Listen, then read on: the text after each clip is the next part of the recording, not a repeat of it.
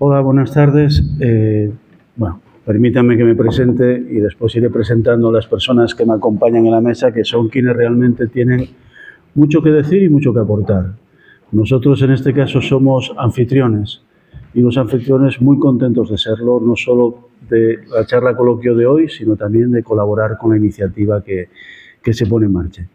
Mi nombre es Marce Fernández Regoso, soy el delegado del rector de Coordinación y Relaciones Institucionales y, en primer lugar, tengo que disculpar la ausencia del rector, puesto que está fuera de Asturias por motivos de agenda. Iré dando palabras sucesivamente a las personas que me acompañan, pero inicialmente les voy a presentar. A mi izquierda, tengo un problema serio con esto, a mi izquierda está Belén Barrero Peña, que es la directora del Centro de Menores, Unidad de Atención Inmediata vinculada al Principado de Asturias. A su lado está Begoña González González, presidenta de la Fundación Albergue Covadonga, investigadora de la publicación o trabajo Las amas de cría, su papel vital para la infancia hospiciana. A mi derecha tengo a Juan Carlos Herrera Orrio, antropólogo y uno de los promotores claramente de la iniciativa Monumento Infancia Expósita de Asturias. Y a su lado está Pedro Villanueva, escritor y autor de la historia del Real Hospicio de Asturias. Yo voy a ser muy breve. Ya les daba la bienvenida en nombre del rector y bueno, quiero dejar claro que para la Universidad de Oviedo es una satisfacción que en su momento Carlos haya dirigido a nosotros solicitando la colaboración en este proyecto. Y hay una cosa que nos llamó la atención desde el principio, que era la intensidad positiva, que cuando hablamos de gente intensa siempre pensamos que es malo. No, la intensidad positiva, el interés, el cariño con que Carlos nos presentó el proyecto. Y eso, pues, lógicamente habla mucho de lo que hay detrás de esta iniciativa. Un homenaje a personas, mujeres, niños, niñas, que vivieron una situación difícil, de una realidad que a muchos les puede parecer lejana, pero yo pienso que las personas que estamos aquí, si excavamos un poco nuestra memoria, la vamos a ver como mucho más próxima, no solo porque fue una realidad que vivimos de forma directa, que algunos lo habrán vivido, muchas más personas de las que se piensa socialmente, pero sí fue algo que nos movió en un momento de nuestro desarrollo vital y que nos acompañó. Desde la universidad queremos colaborar activamente en esta iniciativa, ofreciendo pues lo que creemos que podemos hacer, que es facilitar el apoyo técnico, el apoyo de carácter asesoramiento en esa ubicación del monumento, y en esa idea siempre estuvimos colaborando con Carlos. También entendemos que este acto forma parte de un esfuerzo más amplio. Tenemos comprometida una exposición monográfica que se llevará también a cabo en el edificio histórico de la universidad, y lógicamente la aspiración de que ese monumento, de que ese reconocimiento se convierta en una realidad como símbolo de ese reconocimiento, que reitero, y una reparación que entendemos que es necesaria en la sociedad civil en la que nos movemos hoy. Este encuentro, sin duda, será un momento de reflexión, de compartir y seguir construyendo una idea, un proyecto en el que reitero que nuestra universidad se compromete con la memoria, la justicia y la dignidad que corresponde. Y así más, pues le cedo la palabra a Belén Barrero Peña, que bueno, pues participa con nosotros en este reconocimiento, en este homenaje. Belén, cuando quieras. Muchas gracias. Bueno, buenas tardes a todos y a todas. Es un placer estar aquí representando a lo que sería mi Consejería de Derechos Sociales y Bienestar, en los muros de lo que es el actual Hotel de la Reconquista, que es un emblema de nuestra ciudad. Pues se albergaron muchas historias y dieron una protección y una seguridad a niños en unos momentos terriblemente difíciles, ¿no?, que forman parte de nuestra historia, y fueron una población vulnerable a la que fue necesario proteger, y gente que, sin haberlo elegido, necesitaron del abrigo colectivo y del cuidado institucional de una comunidad para que no quedarse atrás, ¿no? Yo estoy aquí en representación de lo que sería hoy un centro similar, un centro al uso que alberga niños que, por distintos motivos, todos problemáticos, familiares, sociales, de muy diversa índole, son acogidos en nuestro sistema de protección y desde ahí se les da la salida más conveniente. Yo quiero ser muy breve porque me parece que hay mucho material y muy interesante. Simplemente hacer la reseña de lo que sería el punto de inflexión entre lo que era un sistema como el que albergó el antiguo Hospicio Provincial de Oviedo y hogar escolar del Reconquista, a lo que hoy es un centro de menores al uso, ¿no? Hubo unos cambios legales que nos marcaron un hito, y quiero hacer referencia a una ley que es la 196 de protección jurídica del menor, que en nuestra profesión marcó un antes y un después, ¿no? Se dio prioridad al interés superior del menor. Y bueno, voy a ser muy breve porque esos principios básicos creo que sería muy tortuoso el extendernos y el darle hablar demasiado de ello, pero está para poder observar, ¿no? Y un punto que quiero reflejar es el que la medida de protección en una institución es el último recurso del que se hace cargo el sistema de protección. O sea, se miden todo tipo de medidas preventivas anteriores. El alojar a un niño en un centro es cuando hay que tomar una medida provisional por el menor tiempo posible y siempre y cuando su familia extensa, las posibilidades de acogimiento en una familia ajena o los medios preventivos, la parentalidad positiva, todo lo que entra en juego no se hace viable en según qué casos, ¿no? Yo creo que son medidas que van siempre buscando el que se atienda al menor en su medio, ¿no? Y es prioritario. Es prioritario porque se trata de proteger al niño en todo lo que para él es significativo y tiene arraigo y tiene manera de crecer en unas experiencias básicas y necesarias, ¿no? Yo hay 3 puntos en lo que es... podría hacer un recorrido que lo tenía anotado, pero siempre me parece que es mejor ser más conciso y dejar la vía. Esta ley es importante y nuestro sistema de acogimiento y el manual de acogimiento residencial que es posterior a esta ley y que nos da otro marco, va siempre avanzando en esas medidas que buscan un vínculo estable para los niños. A mí me gusta fijarme en, proporcionamos a los niños ¿qué? Experiencias primarias, satisfactorias para cualquier niño. Lo que un niño necesitaría vivir en un entorno amigable, protector. Yo doy mucho énfasis a la labor del personal educativo porque el vínculo que se provoca, yo digo que se crea una relación educativa terapéutica. Por supuesto que siempre hace falta la figura de los terapeutas, de los psicólogos y de todos los profesionales que se tienen que jugar en los profesionales de la escolar, el servicio médico, todos juntamos esfuerzos en favor de la infancia. Pero el proporcionar al niño un vínculo de seguridad me parece una base en todo este engranaje, ¿no? Entonces, yo creo que estamos siempre mejorando, siempre perfeccionándonos. Estaba hablando antes con Pedro de la profesión, cómo va avanzando, cómo se va dando un valor necesario, porque bueno, empezamos siendo muchos, de muchas formaciones muy dispares, y actualmente hay una titulación en vigor que es la de educación social, y son los profesionales que atienden a estos niños con la formación, atendemos a estos niños con la formación necesaria, ¿no? Y a partir de aquí yo creo que se da el entorno amigable que necesitamos para desarrollarlo. Pues muchas gracias y dejo la palabra. Muchas gracias. Pienso que la aplaudimos.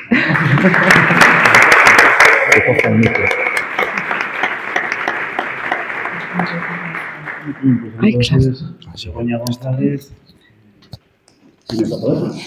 Bueno, en primer lugar, gracias a todos los asistentes en la sala, gracias también a los que nos acompañan aquí en la mesa, a María Belén Barrero por su presencia, al delegado del rector, don Marcelino Fernández Raigosa, también, que nos apoya en esta causa, en esta buena causa, y a mis entusiastas investigadores y amigos que me continúan ahí en la mesa, a Pedro Villanueva, con el que siempre es un placer investigar y divulgar la historia, y a Juan Carlos Herrero.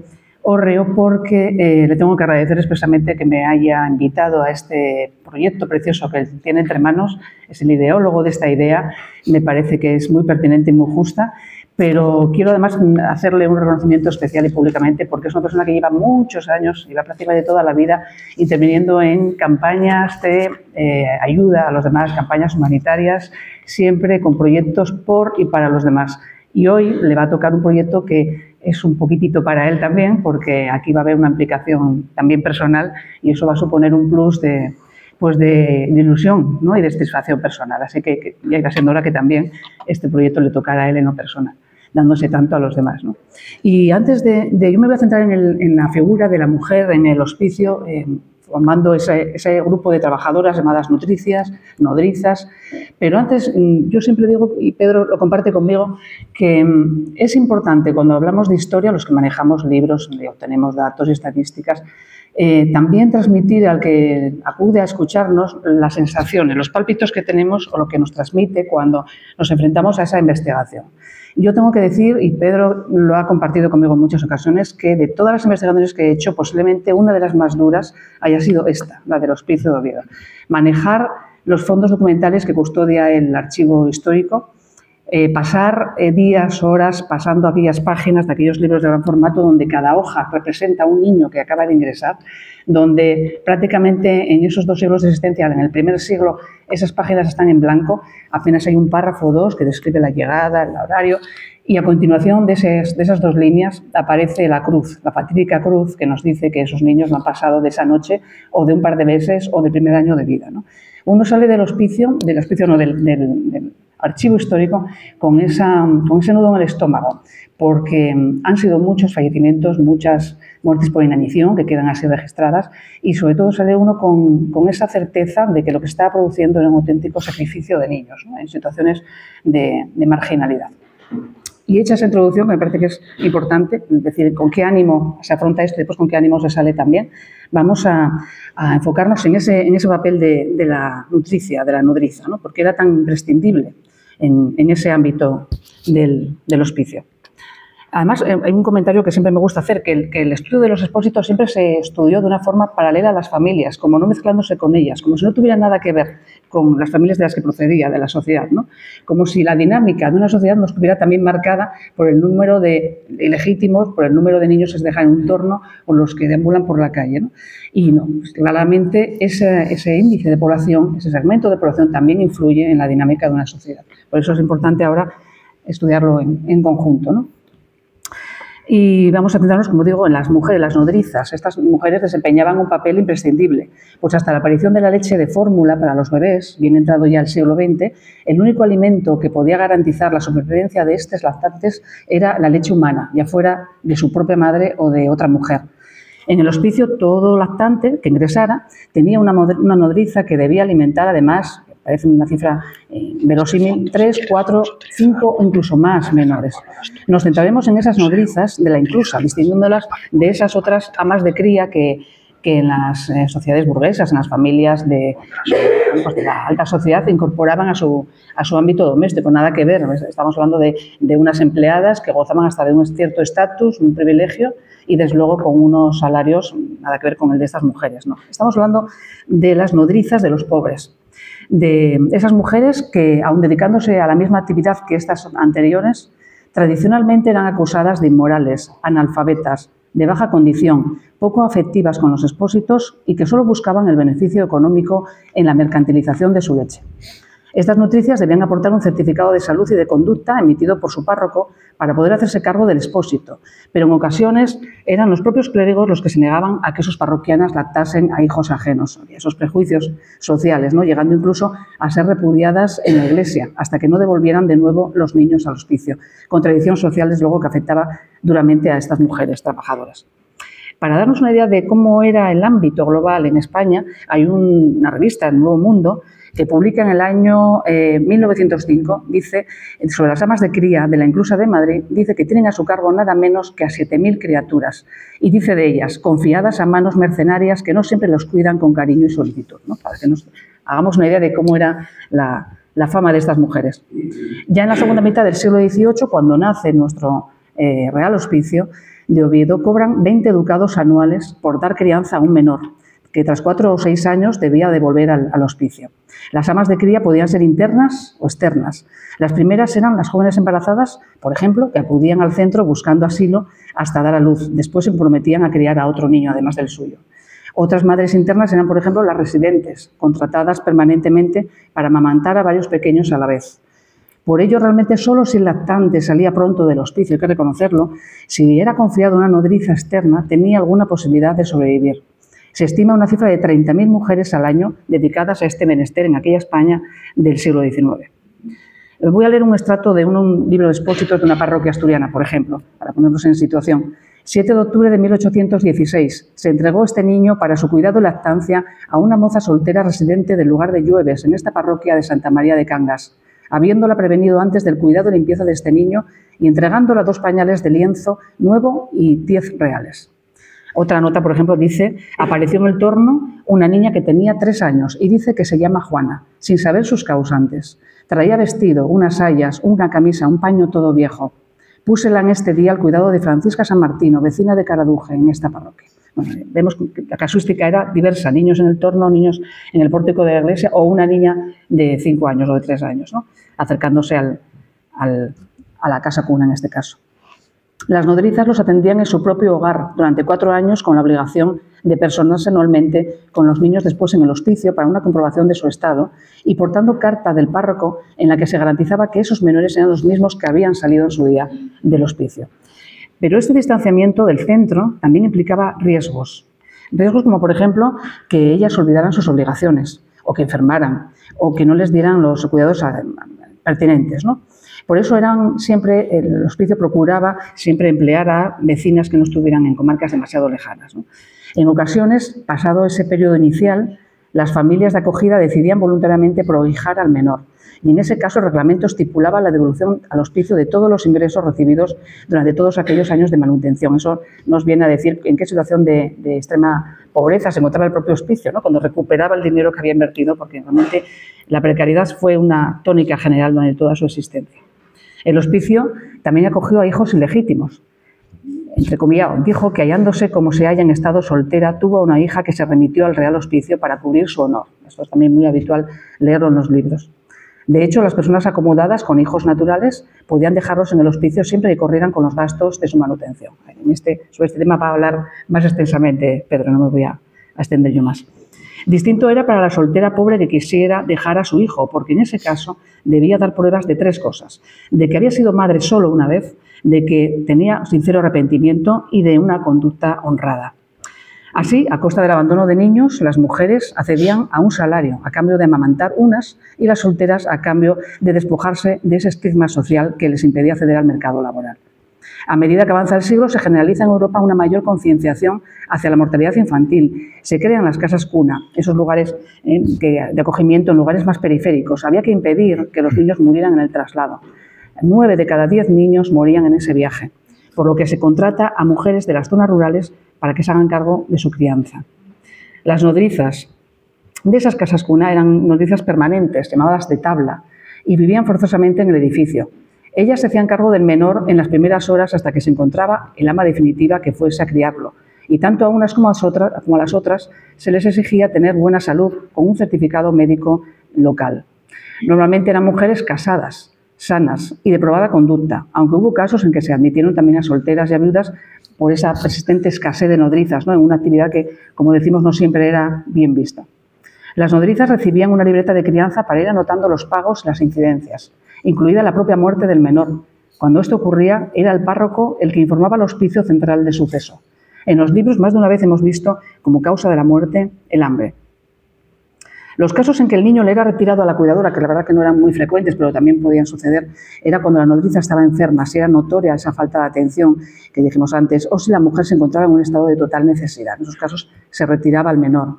En los libros de expósitos se anotan los pagos mensuales al ama de cría, el nombre de esta, a veces incluso el del esposo, la fecha de entrega del niño, el cambio de nodriza si se producía con los nuevos datos de la nueva cuidadora, ¿no?, parroquia, fecha de recogida, etc. En las aldeas y lugares pequeños se daba además una circunstancia, ¿verdad?, especial que no se daba en las ciudades, y es que la nodriza conocía a los padres del niño abandonado.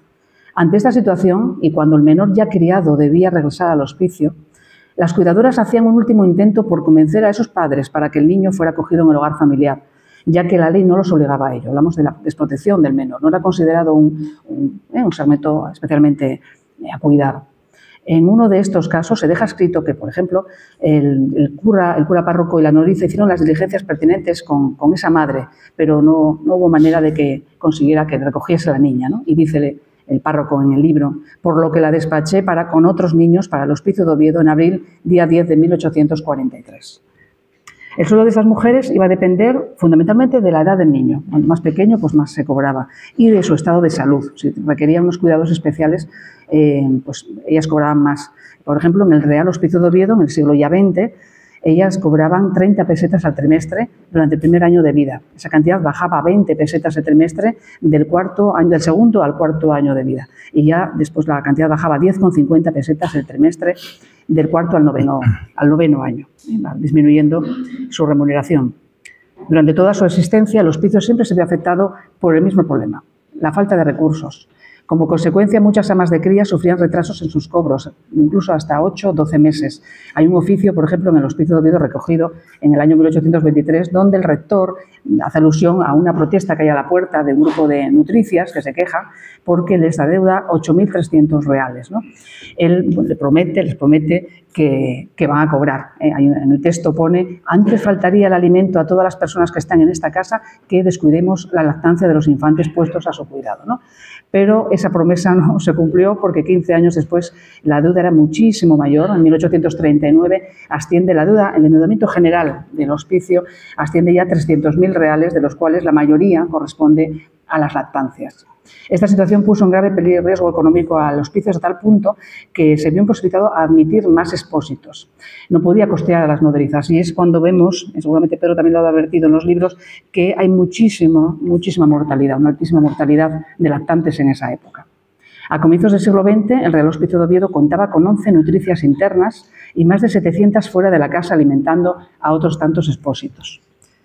Comienza el siglo XX con movimientos sociales reformadores. Ya empieza a cambiar ese pensamiento de protección al menor. Intervienen figuras en la propia institución libre de enseñanza o personalidades como Concepción Arenal. Ya nos hablan de una legislación propia para la infancia, que hay de que cubrir unas necesidades pedagógicas, morales y sanitarias específicas. Denuncia Arenal la falta de amas de cría y que a causa de ello se recurre al biberón, que provoca indigestiones, la inanición y la muerte en los niños. Y era verdad, la mortalidad de los expósitos criados a biberón, diluyendo leche de vaca, era muy alta, casi del 100%. Y ante esta situación se rebaja a 2 niños el número de lactantes por ama. Ahí ya tenemos una mejora, llega incluso a ser de 3, pero en casos muy, muy extremos. La lactancia se prolonga hasta los 14 meses, también es un síntoma de que íbamos en ese camino de mejora, ¿no? De concienciación de las mejoras de la alimentación del menor. Las nodrizas seleccionadas deben estar a prueba 3 días, cosa que tampoco ocurría antes, comprometiéndose en caso de dejar el trabajo a no abandonar a los niños hasta encontrar sustituta, pues en ese caso no cobrarían los salarios vencidos, ¿no?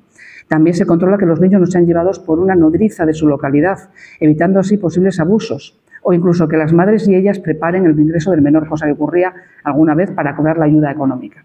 Son medidas novedosas e importantes, eso van a cambiar la situación de los menores. Se empieza a leer con frecuencia en los libros lo siguiente: en atención a su estado de debilidad y atraso, le concedo 2 meses más de leche entera y 1 de media leche. Empiezan ya a verse estas anotaciones ya en mejora de la alimentación de los menores. Para concluir, siempre que se habla de asilos, orfanatos o inclusas, queda un regusto incómodo, de pesimismo, de injusticia social para unos niños que indudablemente pagaron las consecuencias del abandono y de la miseria. Las nodrizas, en cambio, son calificadas por muchos como la otra cara de la moneda, las mercenarias, las frías trabajadoras de esas necrópolis infantiles en que se convirtieron muchos hospicios en las peores épocas de escasez. Pero aquellas nutricias representaban algo más que el mero hecho de vender alimento. Malas prácticas aparte, son un claro ejemplo de trabajo social, de actividad biológica, remunerada, sí, pero necesaria para la subsistencia de muchas familias, incluida la suya, y sin duda con implicaciones afectivas y morales como ninguna otra.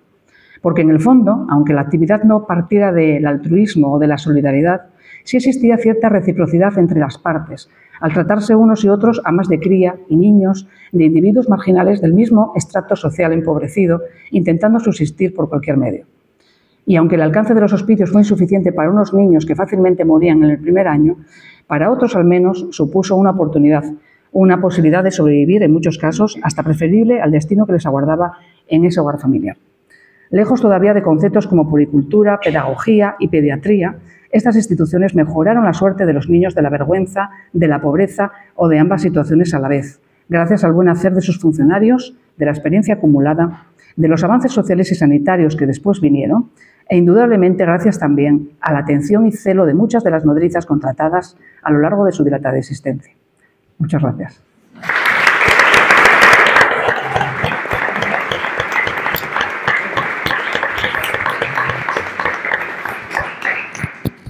Muchas gracias, Begoña.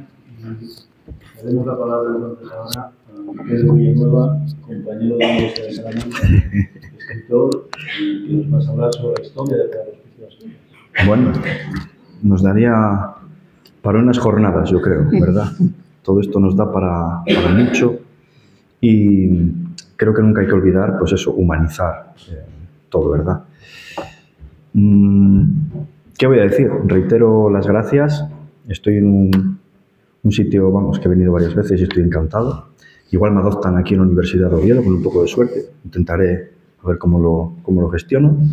Y antes de nada me van a permitir dar las gracias a mucha gente conocida que hay por aquí, porque la verdad que ver gente del RIDEA, bibliotecarios, por ahí familia de hospicianos, que bueno, a mí me han cambiado la vida, la verdad. Escribir del hospicio te cambia la vida y meterte en estas cosas, ¿verdad, Begoña? Que tienen emotividad y que tienen personas, porque al final estás hablando de personas y estás hablando de tantas cosas detrás, de tanto cariño, también de tanto dolor, ¿verdad? Luego les tengo alguna sorpresa preparada.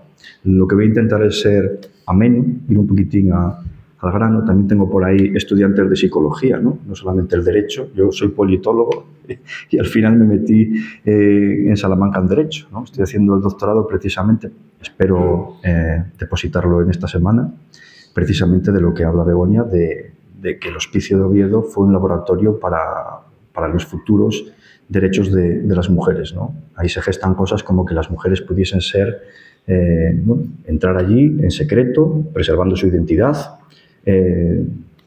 defendiéndolas, ¿no?, de esos posibles abusos a los que eran sometidas cuando aparecían embarazadas en casa y demás, ¿no? No se deja de mencionar esa debilidad mental de la mujer, esa debilidad sentimental a la hora de los embarazos en todo la documentación del hospicio. Y no solo eso, sino que los varones ya tenían responsabilidad respecto a, en caso de que se viese que ese varón era el responsable del mismo, pues tenía esa responsabilidad. Lo que decía antes, estudiantes de psicología, además hay del Bierzo, de Mallorca, viene todo el mundo, pero me van a permitir dar una especial, bueno, gracias, no sé qué es lo que tenemos, que no llegamos a la gente joven. Nos falta, somos la sociedad, comentábamos, ¿verdad?, que somos la sociedad de la velocidad, hemos perdido el poder del relato. Ahora somos una sociedad de la actualidad en el sentido de que vemos una noticia y a los 30 segundos está obsoleta y lo que antes teníamos narración. La narración te dejaba ese pozo necesario en todas estas cosas, si no, no llegamos a ninguna, ¿no? Y ver por aquí a los niños, hace un rato que salía, pues sí que te ilusiona, ¿no? Es lo que verdaderamente tenemos que hacer todos. Ahí tienen un poquito, les voy a contar un poco de la investigación. He estado pasando algunas fotografías que se corresponden al archivo del Museo del Pueblo de Asturias. Mientras Begoña iba hablando, que no lo vio, eran cositas de UPAs, más o menos. Y claro, el estudio que hace Begoña, como todo lo que hace, yo soy más divulgativo y ella es más incisiva, más... A mí me encanta porque bueno, has comentado cosas que yo desconocía. Me decías, ¿a que sí, Pedro? Yo estaba, si tú lo dices, para mí está bien.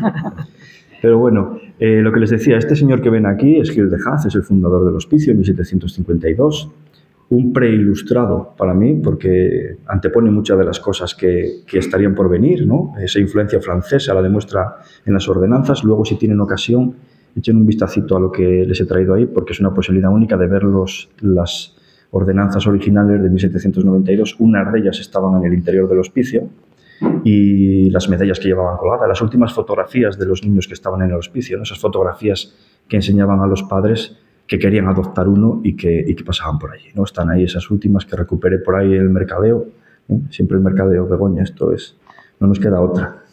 Y luego cuando lo presente iré a Juan Carlos. Bueno, pues Gil de Haz compone esas ordenanzas especiales que hacen diferente el Hospicio de Oviedo. Aquí tienen un poquito de investigación. Cuando hablamos de investigación, ahora con el ChatGPT es todo muy fácil, ¿eh? Pone ChatGPT, ¿qué tal? Y luego me engaña y lo presento a los profesores y me suspenden, con razón, ¿eh? Pero bueno, ya lo manejan los niños con 9, con 10 años, están con el ChatGPT y eso está muy bien, hay que utilizarlo, ¿no? Pero en la investigación de archivo, ¿verdad? Gracias a esos archivos, ¿no? Y esa gente que trabaja ahí, pues podemos disponer de estas cosas. Ya vemos que son 300 años y seguimos descubriendo cosas. Ahí tienen papeles, lo que lleva por ahí un investigador, ¿no? Papeles, el escáner portátil, todas estas cosas que cuando si te para la Guardia Civil y te identifica, dice, este está loco, ¿dónde vienes, no? Ahora con lo de los detectores de metales, peor todavía. Bueno, ahí tienen... Me gustaba entrar en esta sala porque en la puerta, no sé si se fijaron ustedes, hace un poco de eco, ¿verdad? Hace reverberación. Voy a apartarlo un poquito. Ahí está. En la puerta hay un querubín, un niño, ¿no? Vemos aquí un poquito. Bueno, no me deja ampliar. Pero entrar por aquí me recordó rápidamente a ese libro de pagos que ven aquí, que es original del hospicio, ¿no? Y la presencia del niño en todo esto, pues claro, es fundamental. Bueno, ahora sí que la hemos liado. Ahí está. Bueno, esta es el hospicio, no sería nada sin sus casas cuna. El territorio asturiano era complicado. Traer a los niños desde donde soy yo, ¿verdad? Desde Cerredo o desde Ibias, ¿verdad? Sería algo complicado y muchos, pues, claro, llegaban como llegaban en muy malas condiciones y la mayor parte fallecían por el camino. Por eso siempre decimos que son historias tristes, son historias duras.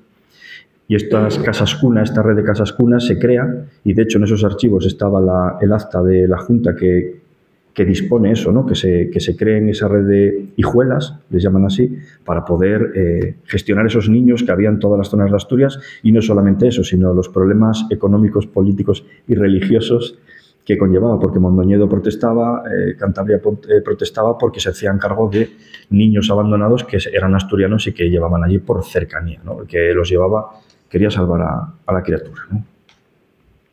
Aquí tienen algún libro más anterior. Antes de la creación del hospicio, en 1752, ya había registros de niños expósitos, ya funcionaba, ya estaba activo, pero no estaba ordenado, por así decirlo. Y hay cantidad de libros, de actas, tal como comentaba Begoña. Aquí tenemos una acta de entrada y ya ven 3 expósitos, 3 niños y si se fijan abajo siempre murió, ¿no? Entraban y a los 2 días fallecían. Con lo cual, les cuento una anécdota.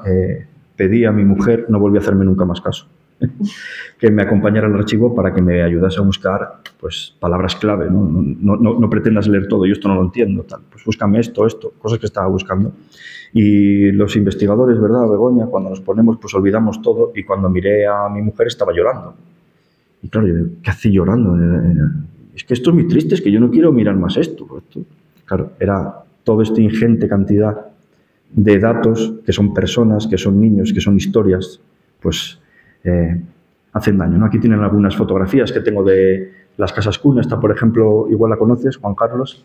Esta es la de Valdepares y ahí está una pila bautismal que, bueno, que los bautizaban allí según entraban antes de nada y está ahora haciendo las veces de un florero, ¿no? Y bueno, la historia del hospicio, yo sinceramente, después de leer todo y de documentar, no entiendo cómo pudo sobrevivir el edificio. Otros acabaron destruidos, como el de León, ¿no? Que se hizo un poco a semejanza de este. Pero el de aquí sufrió tantos cambios, fue parejo a las guerras. Aquí tienen una foto de los soldados que estaban en el patio de los Gatos.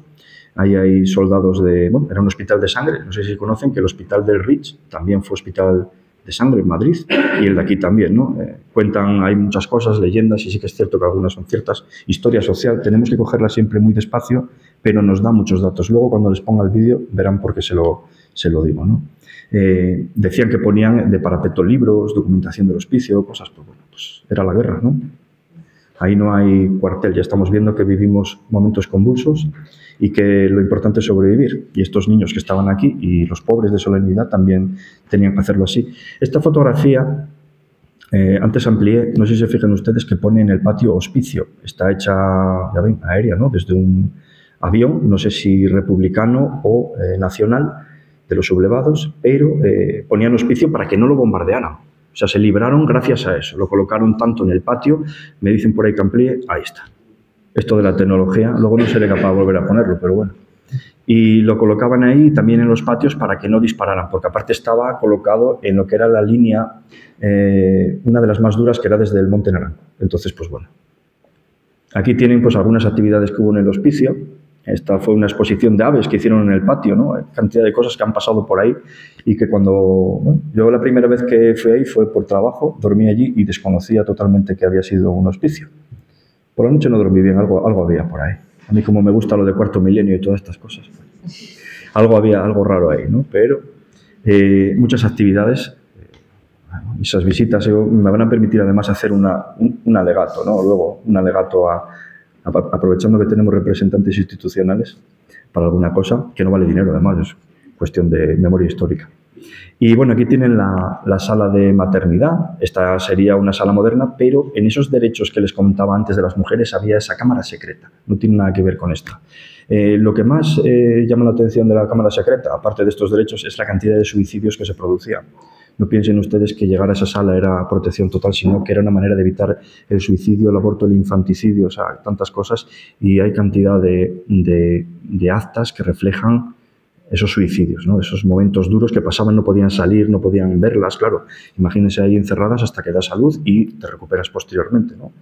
Es muy duro y pensar así es muy difícil, ¿no? Y aquí tienen una habitación, la de las niñas, el cuarto de las niñas, más o menos puede ser época dictadura, llegaban a dormir, pues decían, los hospicianos, no lo sé si hay por aquí alguno, me lo puede contar, sí que decían que hasta 3 niñas en cada cama. Tampoco pasa nada, yo a veces duermo, y si puedo con 5, el niño, el sobrino, mi hija, quien sea, ¿no? Tampoco, pero bueno, a ver, el frío, no hay calefacción, no hay nada, pues hay que adaptarse. Y aquí, bueno, una cosita, voy a ampliarlo un poquito, si se fijan, adelante están los niños y atrás están las niñas. La cantidad de niñas es superior a la de los niños. Es una característica real, ¿no? Los niños eran dotadores de más producción en la familia, en lo que es el núcleo familiar, y las niñas eran un prejuicio, ¿no? Las dotes, etc., hacían que las niñas se abandonasen en mayor número. Tenemos aquí además el libro de Junceda, editado por el Ridea, y bueno, ahí tiene unos gráficos al final brutales con todos los expósitos que pasaron por el hospicio y bueno, si lo miramos como datos, pues a los investigadores, pero claro, si lo humanizamos, nos podemos echar las manos a la cabeza, ¿no? Lo que les decía, parejo a las guerras. En el hospicio, no sé si está por ahí, creo que de Arca, del grupo de recreación, hablábamos un día que aquí se produjeron pues cantidad de cosas textiles. Entre ellas, la historia social dice que hasta los sombreros, los chacó que llevaban los soldados del regimiento de Asturias, se fabricaron ahí. La verdad que venían de Inglaterra, estuvimos hablando un día, y sí que habrían hecho algún arreglo, ¿no? Con algunos colores específicos, el verde, el azul, lo habrían añadido para que no pareciéramos tan ingleses, ¿eh? Y claro, fue parejo a las guerras. Todo guerras, todo problemas, todo historias, pues eso, como ven aquí en esta foto, que se recrea un niño, ¿no? Ahí con un soldado, pues podría ser tranquilamente cosas que vivieron, ¿no? Guerra civil, mutilaciones, cantidad de cosas que sabemos y demás. Este es el alegato institucional que hago, Teodoro Cuesta. Teodoro Cuesta fue director de la Orquesta del Hospicio. Vamos, un hombre honorable, amable, hablaba asturiano e intentó pues, enseñar a los asturianos con el baile, ¿no? En Mieres sí que es verdad que lo tienen allí, bueno, idealizado, sí que hay un monumento, pero la tumba de Teodoro Cuesta está olvidada en el cementerio antiguo de aquí de Oviedo, y un día que anduve haciendo de Indiana Jones, pues fui a buscarlo con uno que era de una productora de televisión, acabamos los dos por allí buscando y encontramos. Me decía el del cementerio que no, y yo dije, pues hay que buscarlo y hay que encontrarlo. Y ahí está, ¿no? Enterrado Teodoro Cuesta, y sería bonito pues que tuviera una pequeña plaquita, aquí duerme Teodoro Cuesta. Característica aparte, pues que dedicó 30 años al hospicio, fue director y no le dieron la pensión. Vivió muy malamente. La administración en aquel momento y el Estado monárquico no tenían en cuenta esto, y su ilusión fue ver su obra editada. Ahí tienen el libro, el original de Teodoro Cuesta, que editan entre ellos a algunos de sus amigos. Leopoldo Alas Clarín, pues también participa en ello y le hacen una loa espectacular a Teodoro Cuesta. Yo creo que es digno de reconocimiento y ya con eso. Bueno, Todo lo cuesta, ¿eh? Búsquenlo porque está muy bien. Bueno, aquí ven alguna fotografía, ¿no? Los niños los llevaban a la playa a disfrutar, a que tomaran el aire también. Hubo tiempos buenos, ¿no? Que no había guerra y los llevaban por ahí. Luego, no quiero adelantar mucho porque prefiero que vean el vídeo. Y bueno, el torno, ¿no? El torno es lo que a todos nos hace pensar, ¿no? En ese momento de tener que abandonar a una criatura ahí, ¿no? Después de un largo viaje, llegar y tener que dejar a tu hijo ahí y tocar la campanilla. Hay casos muy desagradables. El torno es una evolución moderna, es una evolución tecnológica. ¿Por qué? Porque antes se dejaban en tapias de cementerios, en las puertas de las iglesias. Hay casos de niños que devoraban las alimañas, casos que se recogen, ¿no? También otros característicos, ¿no? De las hijuelas aparece una niña hermafrodita, dicen, en Grandas de Salime, y bueno, no se sabe nada más de esa criatura, no se sabe muy bien qué pasó, pero parece por ahí. Y en Ibias, ahora que tenemos contacto, te pasaré el libro de las nodrizas que había allí por si conoces alguna, que seguro que alguna hay por ahí. Que, por cierto, editamos un libro precioso del romancerillo de Gaña Ibias y te lo pasaré porque encontrarás a alguien de tu familia, está muy bien, por la Fundación Ramón Menéndez Pidal, está muy bien. Bueno, y aquí tienen también, lo podrán ver, las fotografías de los últimos, lo que decía, los últimos niños. Entonces llegaban allí, pues bueno, no es una selección, no es como, hoy nos puede sonar un poco, jolín, ¿cómo les enseñaban estas fotos para poder? Pero bueno, al final los padres, ¿cómo quieres? ¿Un niño, una niña? Pues mira, como cuando va a una comisaría a hacer un reconocimiento de autores, pues esto es lo mismo. Y están, bueno, lo había comentado. Y hoy, Hotel de la Reconquista, sede de los Princesas de Asturias. Aquí dejo esto y ahora les voy a hablar de una cosa, vamos a humanizar esto un poquito. Y bueno, tenía un vídeo, lo retoqué un poquito, que era un tema que hice para Onda Cero, y era hablando de la historia de Valentina López. No sé si está por ahí la familia, me levanta la mano, llevo un rato mirando, están ahí. Bueno, qué momentos más buenos. Seguro que nos ponemos a llorar y yo incluido ahora y demás, ¿no? Bueno, Valentina tenía 90 años cuando yo la conocí, que circunstancias, casualidades de la vida. Para mí, vamos, es esta gente que te deja poso y que... Mujer arraigada, empoderada, graciosa, pilla, podemos hablar de todo de Valentina, ¿no?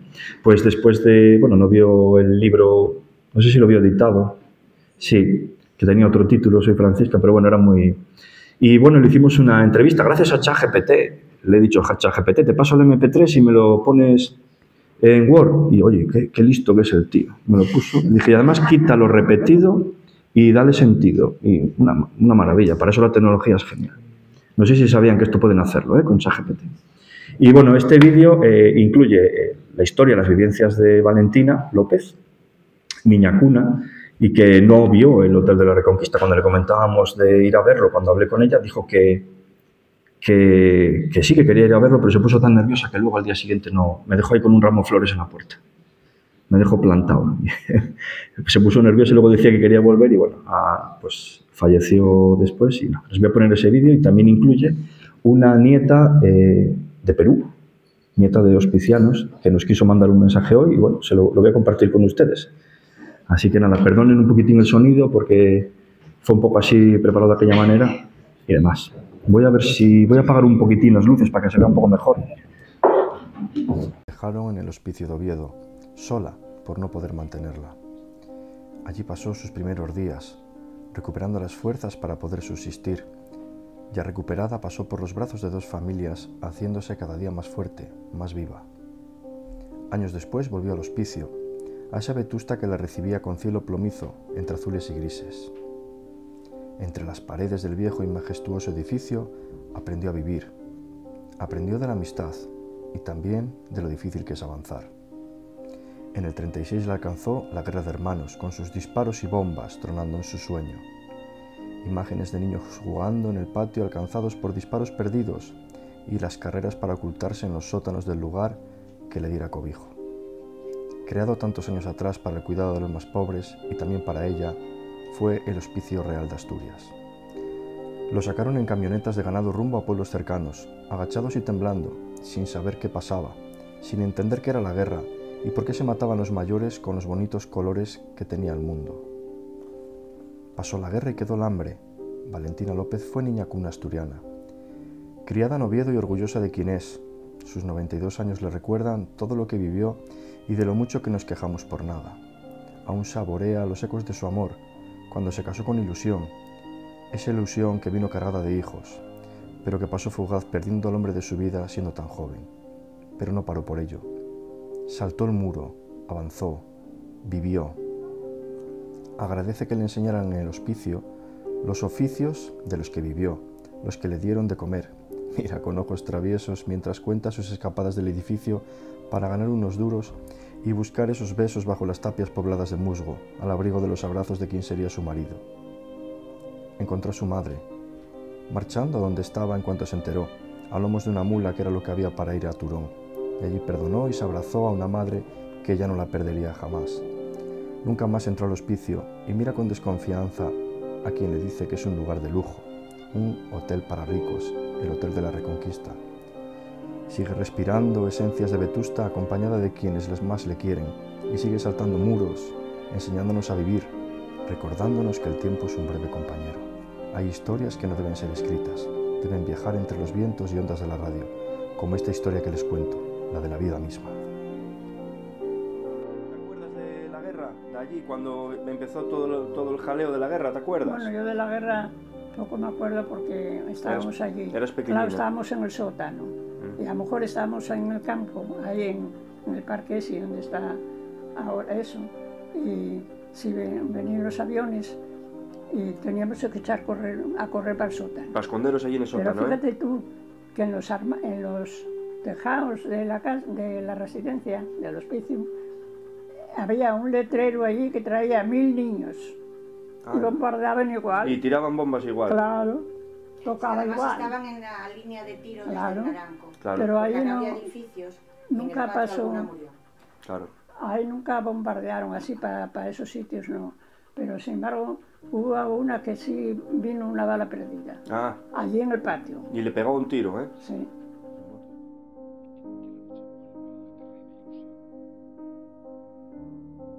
Buenas tardes, soy Marta Iparraguirre Leandro. Me hago presente desde Lima, Perú, para compartir este evento tan significativo para ustedes, para mí, para nosotros. Agradezco la oportunidad que me da Pedro Villanueva, con quien tuve contacto a raíz de Francisca Niña Cuna, para hoy contarles un poco de mi historia. Viví con mi abuela, Carmen Acevedo, Carmen Castelao o simplemente Carmen. Nuestra confusión radica en que ingresó a América con un apellido que no es el que figura en el registro de inmigrantes. Lo que sí, mi mamá, mis hermanos y yo teníamos claro lo que mi abuela contaba, y era que desde que nació estuvo en un hospicio. Poco tiempo después la llevaron a la casa de una familia. Estamos hablando del año 1895 aproximadamente.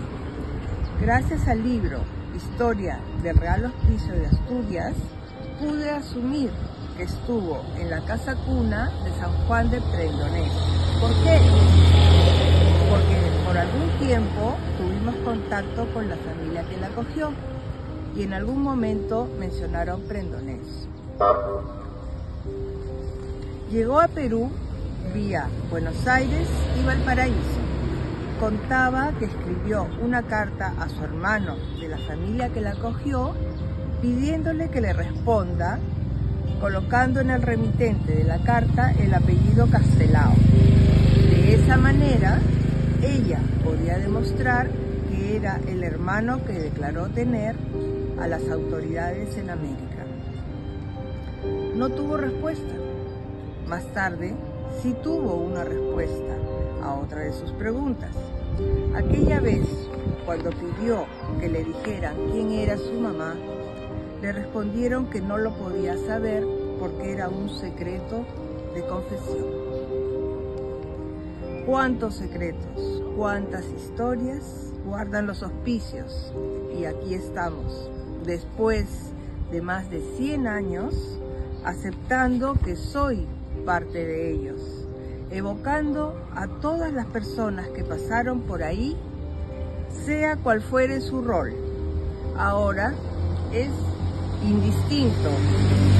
Fueron y seguirán siendo una familia. Mi abuela era reservada, de poco hablar. Se dedicaba a la caza, a cuidar a los canarios, que aprendieron a convivir significativamente con el gato Michi. Disfruté de sus buñuelos y aprendí a observar que en su mirada había escondido mucho más. Desde niña sentí el deseo de encontrar las respuestas que mi abuela buscaba. ¿Tomará tiempo? Lo sé. Pero seguiré con gratitud por todo el amor que recibí de ella. Esta iniciativa de colocar una estatua que recuerde al Hospicio de Oviedo es desde ya un reconocimiento en el cual espero contribuir si me lo permiten. Y es en este mismo momento en el que los 60 canarios que cuidaba mi abuela vuelven a cantar juntos, como aquella madrugada en la que partió al cielo. Cielo que no sabe de orígenes, de nacionalidades, solo sabe querer. Muchas gracias.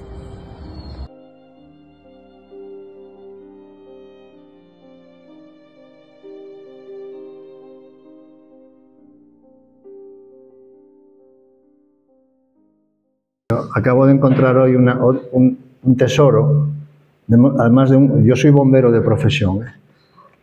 No, digo soy, he sido, pero sigo pensando que soy bombero. Acabo de encontrar un compañero de trabajo que fue jefe de bomberos y me acaba de hacer este regalo. O sea, que es que vivimos al lado y éramos compañeros y amigos de profesión. Resulta que tiene un trabajo aquí extraordinario del hospicio. Hasta el propio Pedro se sorprendió. O sea, que a veces la vida nos da estas sorpresas. Y gracias a ti. Yo lo tuve esta mañana en la mano y es una joya. Pues gracias a ti. Bueno, voy a... También un aplauso por ver que está por ahí detrás. Pues sí. Que hizo una joya. Sí.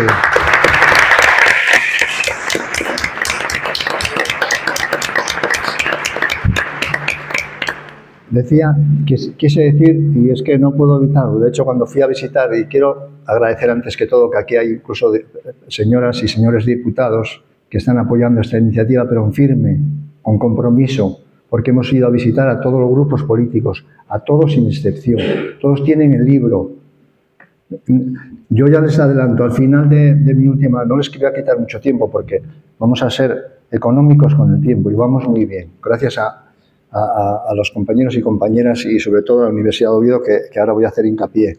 Esto lo tienen ustedes a su disposición. Si alguien lo quiere, al final les voy a dejar mi correo personal y con mucho gusto yo se lo intentaré mediar para que lo tengan. Porque esto es importante, que lo tienen incluso todos los grupos políticos y todas las instituciones, incluso la Casa de Su Majestad el Rey, que de hecho hicimos una encuadernación preciosa y lo recibieron con entusiasmo, en plenos Príncipes de Asturias del año pasado, y de ahí que tengamos su apoyo también a esta causa. Decía que lo que escuchaba esta señora, ese apellido que hay ahí, está recuperado después de 100 años. Y eso me empatiza con esa idea. Le decía a Pedro, además yo no sabía que estabas haciendo doctorado de Derecho, dices. Ando con muchas cosas. Pero si eres politólogo también, o sea, le decía de las primeras conversaciones que tuvimos, como la tuve también con Begoña González, que ya en 2016, gracias al cronista de Gijón, me la presentó, porque sabe muchísimo de este tema. Y le decía a Pedro que hay una palabra en filosofía, y que me corrijan que estoy en una santa casa, que igual me puede caer incluso alguna bronca, que yo me quedé con ella, fue sustraída, que se denomina abducción. Y no es que venga un ovni y te abduzca, tiene una connotación jurídica en filosofía, yo creo, sobre todo, de búsqueda de la verdad, de la justicia. Ese apellido lo recuperé hace tres meses. Justo desde 1920. Y por eso empatizo con Marta. Sí. Yo había objetivado en esto, porque si me meto en la fase interna y un antropólogo no tiene que caer en esta tentación y en esta debilidad. Un antropólogo tiene que salir, un etnógrafo en definitiva, lo que denominaron los estudiosos el étic y el émic. Y yo estoy en esa envolvente. Y perdón que además es que pierdo hasta criterio y credibilidad porque la voz se quiebra. Voy a leer. Repito, con su bondad y su generosidad por escuchar. Ese apellido lo tuvo mi padre y hace 3 meses se recuperó. Bien.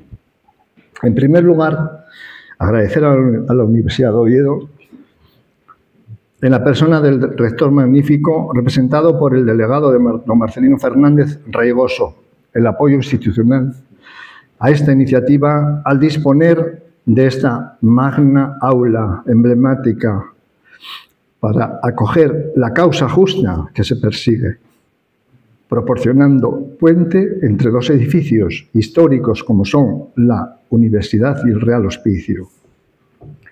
Agradecer a las personas e instituciones aquí presentes, gracias por escuchar y compartir las razones que llevarán, si las autoridades lo permiten, a que los niños y niñas expósitas desde ese año de 1972 tengan un recuerdo, monumento y grafía que les identifique ante la ciudadanía.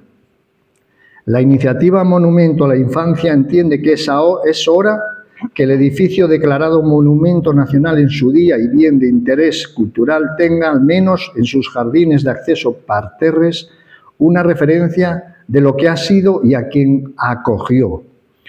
Muchas personas ignoran que fue hogar de pobres, huérfanos y hospital, además de hospicio. Bien, decía antes Pedro, las debilidades, las amenazas, los obstáculos que tienen para investigar. Si se fijan en la foto que para mí está a mi derecha, que era eso es un elemento de protección, muchas de esas documentaciones, o bien que eran expedientes, o bien se utilizaban como parapeto, como bien decía Pedro, o bien incluso para calentarse. Eso, a aquellas personas que investigan, nos deja cao. No puedes, porque de muchos ayuntamientos aquí de Asturias y de otras...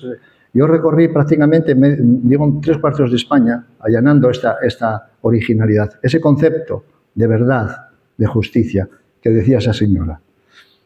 Y los investigadores se encuentran con esto, archivos quemados, desaparecidos y cuando no despistados.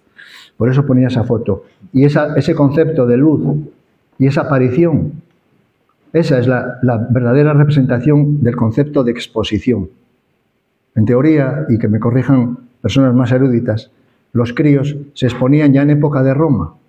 Las parteras y sus padres tendrían que decir, ese niño, ese guaje y es mío, levántalo. Pero estaba expuesto. Si lo levantaba, y que ese guaje era de él. ¿Por qué lo reconocía el padre? Es ahí, en principio, una de las terminologías al respecto. Bien. Esta iniciativa surge tras coincidir con estudiosos e investigadores, estoy aquí rodeado de personalidades, en la búsqueda de identidad. Las madres que dan a luz delegan su fruto a un torno o lo depositan en otros lugares donde las recién nacidas sean localizadas. Unido a esa exposición se acompaña una nota, lo acaban de definir perfectamente los investigadores e investigadoras, única credencial del bebé, casi siempre colaboración de terceros. Bueno, ya hicieron hincapié perfectamente ellos, esa es una imagen, vamos, evidente, de un lado y de otro. Si ustedes, que me corrijan ellos también, si entramos en el Hotel de la Reconquista, donde es el check-in, me lo han dicho los propios trabajadores, ahí estaba el torno. Lo que dicen los portugueses, a roda, la rueda, porque dejabas el nenín y circulaba, tocabas una campanina y había una nutricia y una madre o una hermana del torno. Esa es una foto magnífica. El motivo de la iniciativa del monumento a la infancia expósita. Les he quitado muchísimo texto porque no iba a poder. De hecho, a pesar de quitarlo, me vengo abajo y con ese vídeo me mataste. Las pago todas siempre, ¿eh? Como decimos, detrás de la iniciativa hay una nómina de razones, de personas que han estado registradas en los libros matriz del Real Hospicio hasta 1965, accesible en el Archivo Histórico de Asturias. Cuando alguien nos pregunta, ¿cuántas personas hay detrás de esto? Yo remito, vayan al libro de registro de expósitos y hasta 1965 comprobarán nombres, apellidos, fechas de ingreso, fechas de salida, y ya si ya nos metemos en la época de guerra civil, ya, o sea, lo que planteaba perfectamente Pedro. Cuando lo dicho, se nos pregunta cuántas personas, se responde que además de investigadores y estudiosos de la materia, se puede ir a esos libros de registro y observar el colectivo de criaturas, con nombres y fechas de ingreso de aquella infancia expósita y huérfana. Hay testimonio en toda Asturias. El último niño salía del hospicio en 1965. En 1972 ya empezó a ser Hotel de la Reconquista. Una fecha similar donde se declara monumento nacional, creo, ¿no? 1973 aproximadamente.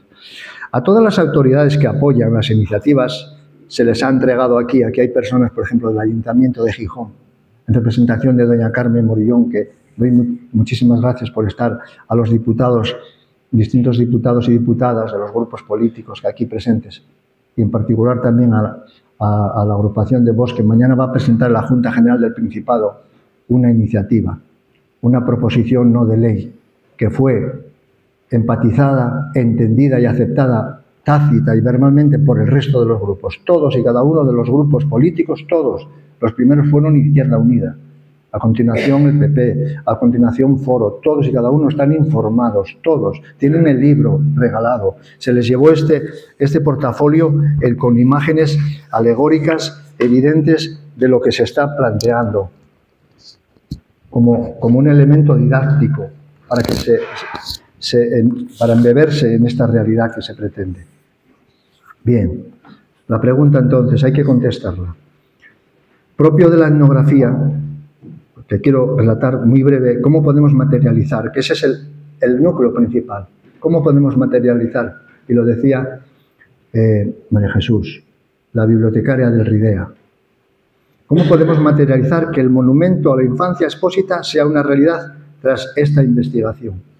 La de todas estas ilustres investigadores, que además es que son muchísimos años trabajando y estudiando, de mi compañero de profesión, que además es un etnógrafo en toda regla. Ya coincidimos varias veces en el museo, perdón, en el archivo histórico. Bien, propio de la etnografía, converge en nuestra indagación respecto al concepto expósito la reflexividad y la elaboración de texto que algún día verá la luz, y son estudiados los siguientes casos.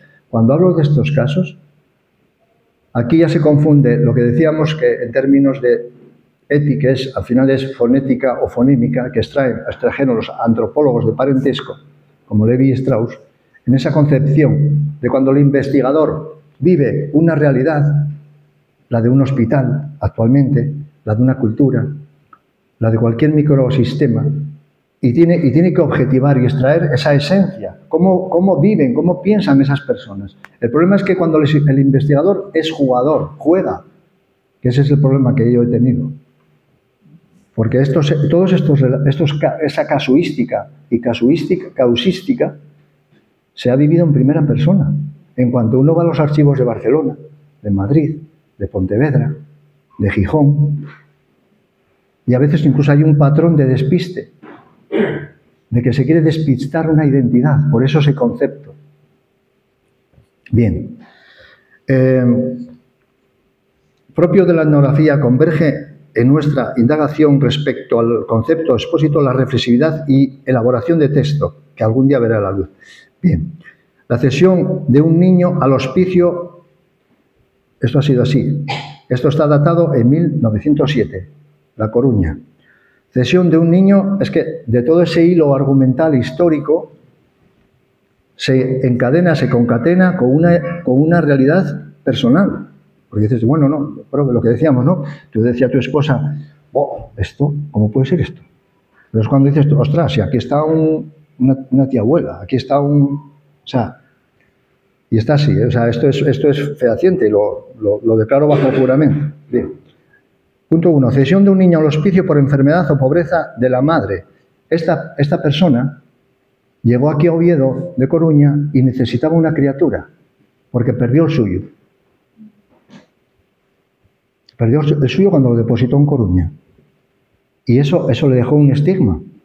Al final luego se casó aquí en Oviedo y buscó otra forma de recuperar su no posibilidad de concebir, por la edad que tenía. Bien, sin más, la sustracción y o compra del bebé, que también se da. La custodia, esto pasó aquí en 1920, en Oviedo. Custodia y cuidado ordenada del bebé sin que se le identifique, cambiando sus apellidos continuamente, esquivando que sea reconocido. Este apellido es original de 1920. Tras varias pretensiones ante el juzgado pertinente, gracias a esos quiebros que hace la legislación, el registro civil consiente que yo pueda utilizar ese apellido, porque era el que tenía el padre recién nacido, y cuando se le dice a una autoridad, coja a este crío y no preguntes. Eso es un hecho. Y está documentado en el Ministerio de Justicia y en todos los lugares que suscita. Bien, el infanticidio también nos queda de cerca. 1938. Está en la hemeroteca, 1938, de una mujer también vinculada a la genealogía. Me imagino que en esa época pues sería la violación, vamos, descarada. Y encima está condenada, se le condena porque comete ese infanticidio. Incluye en esta indagación la figura del estupro. Transversal, más que yo, de aquí a Lima, me imagino que estamos hablando de 1920. Es que es más lo que comentaba antes de la recreación de Arcas. Estuvimos en los archivos de Grau y comentaban eso por los franceses. Entonces, pues bueno, ya viene de mucho más atrás. Incluye la indagación la figura de estupro. Insisto, está concatenado a una realidad que el etnógrafo no puede evadirse. O sea, tú no puedes decir, bueno, estoy ya ajeno. No, es que te lo tienes que comer con patatas. O sea, dices, a ver cómo yo transformo esto en un texto. ¿Con qué objetividad? La agresión sexual a menores de 13 años, 12, 11, pues está reflejado en las actas de la biblioteca. Es muy interesante leerlo. Entiendo, y corrígeme, vamos bien de tiempo, ¿no? Voy a hacer más rápido. Voy a ir a lo práctico. Es que, al final, es que ese vídeo a mí me dejó un poco fuera. Simplemente, se dan todas esas figuras. Es decir, toda esa causística y casos en los que las criaturas eran abandonadas. Y cuando llegaban, como bien, o sea, el tema de los infanticidios, sobre todo las criaturas que morían de inanición, por eso esa redistribución. Bien. En los estudios de caso que nos ocupan, hay que remontarse, como decía, al año 1920. Estas son las estadísticas de 1920. Se supone que un agente de la autoridad de la época va al hospicio y coge un crío de mes y medio, se lo dan, lo adopta y demás y todo. Y esa es un poco la realidad de esa época. Bien, esta investigación cualitativa de todas las luces conecta con la secuencia de miles de niños y niñas expósitas que comparten ese criterio de identidad individual. Para mí es la palabra transversal, creo. Concepto de identidad que todas y todos los niños expósitos buscan. ¿Quién soy yo? ¿Quién me trajo al mundo? ¿Quién es mi padre? ¿Quién es mi madre? Ese concepto tan esencial. Bien, traspasando su debilidad intrínseca, los nadie, que eran llamados nadie, a la fuerza del colectivo que les procuraba su propia hermandad de condición. Es cuando decidimos acudir a las autoridades a que favorezcan, les den visibilidad, que no sigan siendo ignorados, echadizos, también se llamaban echadizos, o hechos por Dios, que dicen los catalanes, Déu feu o feu por Déu o algo así, por como se les conoció. Desde 1965 hacia atrás figuran tantos nombres y tantas vidas y tantas muertes anónimas, pues otros tantas criaturas se quedaron por el camino antes de ser socorridas a tiempo. Es obligado decir que los tornos vuelven recurrentes. En el año 2025 se depositan a recién nacidos en los Estados Unidos, hospitales, parques de bomberos o en Alemania y Austria.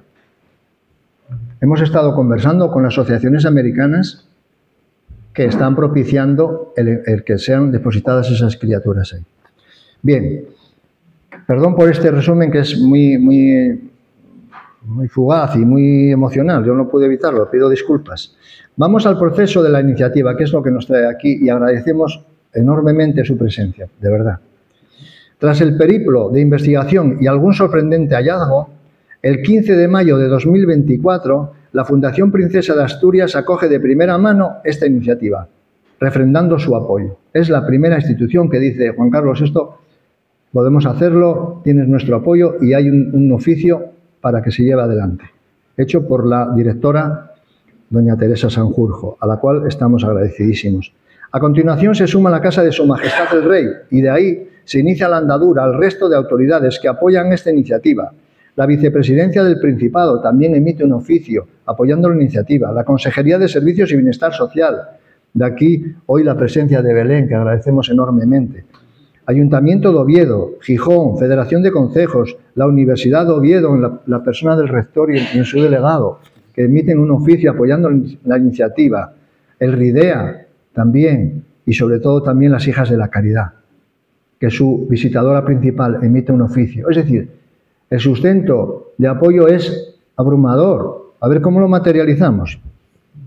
Bien, la primera intervención, vamos a lo práctico, ya voy acabando. La primera intervención que llevamos a efecto es contactar con algún artista que pondere la consecución de esa obra. Y así se prestó con absoluta dedicación y empatía un escultor asturiano que nos orientase con el propósito de llevar algo tangible a las autoridades. Es decir, vale, oye, la idea nos parece fenomenal, dale forma. Vale.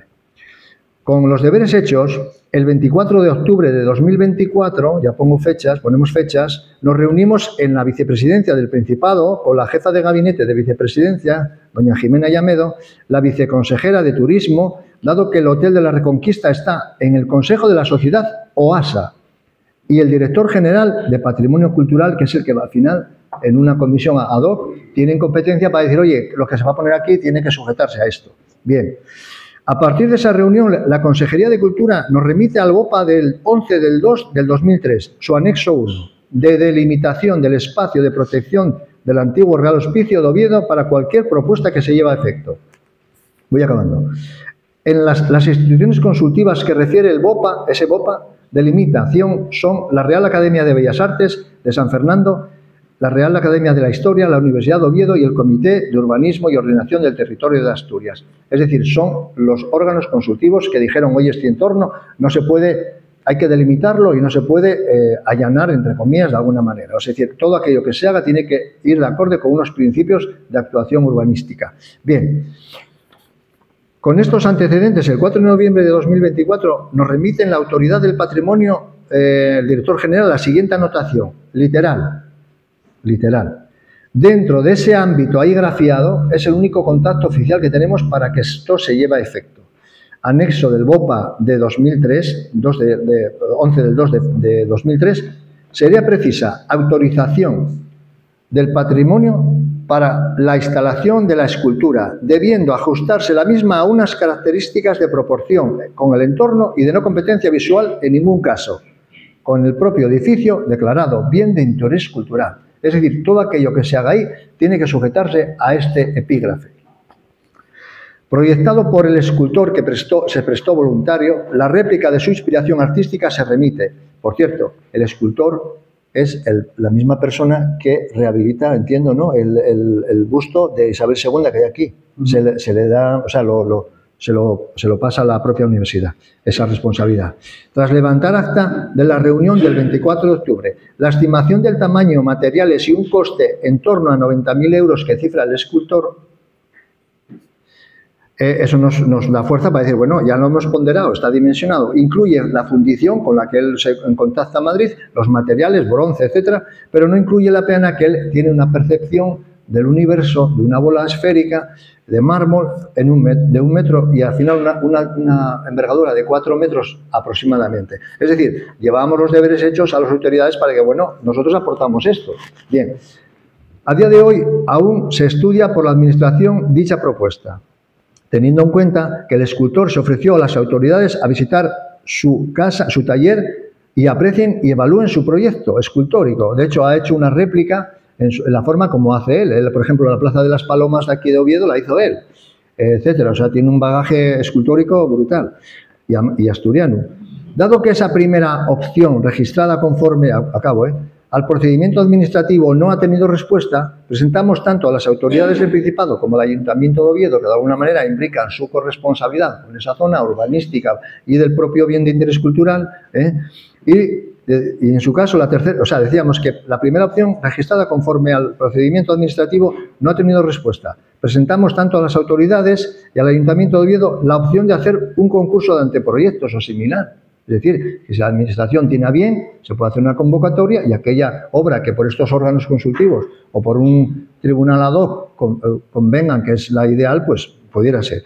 Y en su caso, una tercera opción, que entendemos que se está estudiando ahora, que sería más económica para las arcas de la Administración, de trasladar una de las 3 maternidades que están en el entorno del campo San Francisco, ¿vale? Una de esas 3 maternidades.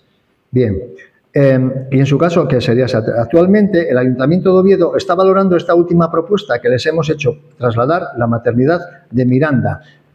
Sepan que esa maternidad tiene una réplica preciosa en la Florida, de casi 5 metros. Es una maternidad magnífica. Está ahí, o sea, como dando la entrada a los que entran o salen de Oviedo. En fin, esa es un poco eso es un poco el resumen. Está todo andado. Quisiera dejarles esta imagen. Está hecha a través de esta investigación que se lleva haciendo desde 2016 y también forma parte de Galicia. Esta imagen la sacamos hace 10 días. Ese es el Hospital Provincial de Pontevedra. Y sin querer, al darle al botón del teléfono, salió esa bondad. Esa señora que está ahí, esa joven que está ahí, representa una de las mayores generosidades de la humanidad. Es una donante, es un homenaje a la donación de órganos. Y esa señora está mirándose así la cicatriz, como diciendo, pues he donado un riñón o lo que sea. Eso es un poco lo que se plantea para el hospicio, que se reconozca 250 años y que no venga un turista, que no venga Su Majestad el Rey, que no venga personas que son premios Nobel y no tengan un vestigio, tan siquiera un detallín de, oye, pues esto fue esto. Eso es un poco la finalidad. Pues nada, pásame por favor. Eso.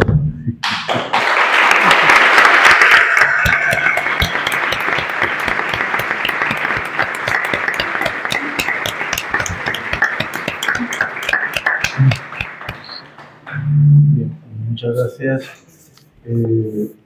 Podemos disponer de 10 minutos más. El horario de edificios históricos nos condiciona, pero 10 minutos más sí que los podemos tener por si alguien quiere hacer alguna pregunta, alguna intervención, pues este es el momento.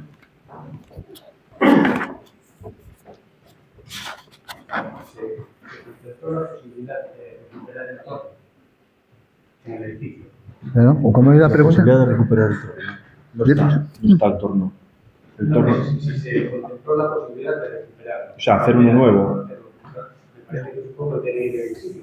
Sí, la verdad que es una buena idea. Lo que pasa es que, bueno, claro, lo que pasa es que todo lo nuevo requiere estudio, implicación, dinero y demás, pero sí que estaría, a lo mejor algo visual. Sí, algo visual, no tiene que ser torno, pero de hecho casi nadie sabe dónde está. De hecho hay dudas, aunque los empleados... sí, aunque los empleados manifiesten que estaba aquí y tal, la gente al final...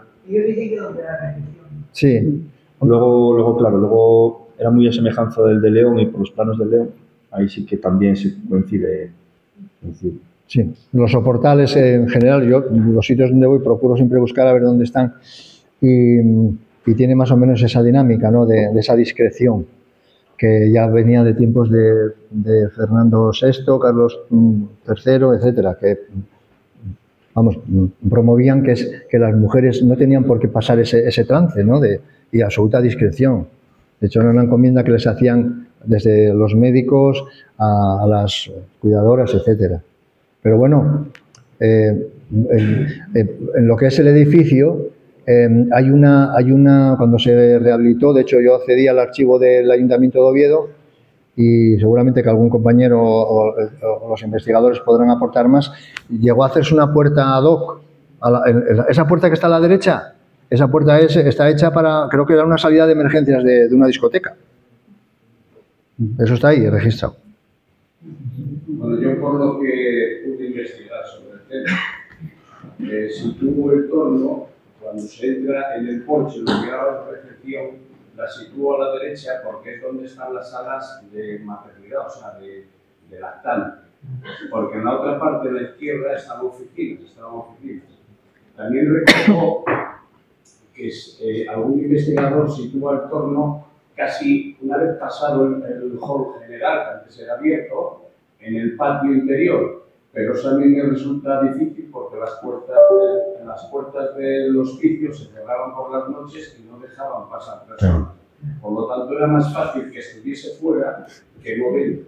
Tampoco es lógico que están los laterales de lo que podrían ser las huertas, que se consideraban, porque eran zonas muy oscuras y aunque se buscaba discrecionalidad, también se buscaba que fuese una zona accesible, de fácil acceso para las personas.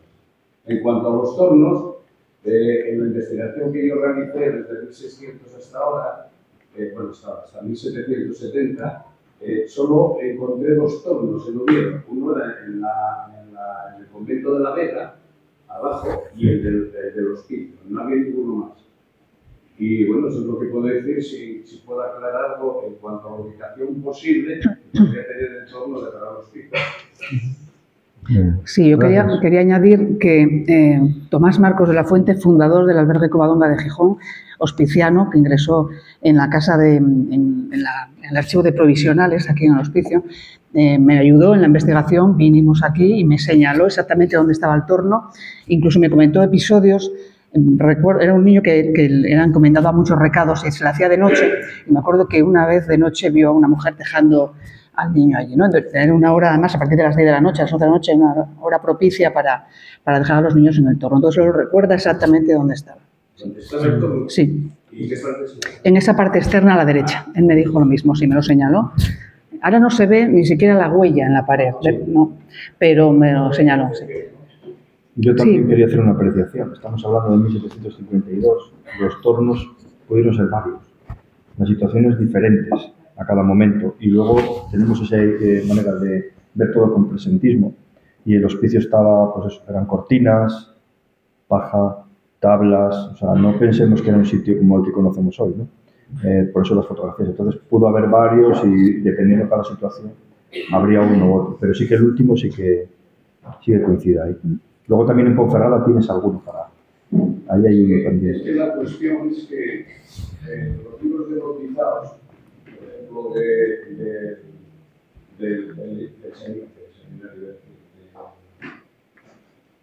la iglesia de San Isidoro, por ejemplo, o ¿cómo se llama el archivo que hay? El archivo de la iglesia, el archivo que hay el diocesano. Bueno, pues mirando numerosos asientos de bautizados y demás, normalmente se suele decir dónde fueron encontrados los niños. Fue entregado tal, apareció en el torno tal, y no aparece ningún niño depositado en otro torno que no sea el torno de la Vega o el de la Real Esquife. Por lo tanto, porque eso eran muy cuidadosos los curas, los sacerdotes, de anotar quién lo traía y dónde aparecía. Que normalmente quien lo traía, pues, decían que era un fulano mengano, pero no había constatación si realmente te lo traían un padrino o eran los propios padres del niño, con lo cual hay cierta confusión. Pero lo que no hay duda, pienso yo, es que los tornos en la ciudad solo había dos, porque incluso fui a las Celayas, estuve viendo las Celayas porque aparecieron algunos niños allí. Igual me interpretaste mal, me refería dentro del hospicio, o sea, no que hubiera más, sino que varios tornos estarían ubicados en el hospicio, irían cambiando, modificando el espacio, como hacemos hoy, ¿no? Este edificio no es igual ahora que hace 50 años, y piensen ustedes, guerras carlistas, guerra de la independencia, todo lo que hubo ahí, pues bueno, iría modificando según la necesidad. No me refería a que hubiera más. De hecho, en el libro apunto Grandes de Salime y aporto una fotografía que hay un hueco allí que dicen que los dejaban en Cangas de Narcea, en más sitios, ¿no? ¿Alguna cuestión? ¿No? Pues muchas gracias a todos y seguimos animándonos al proyecto.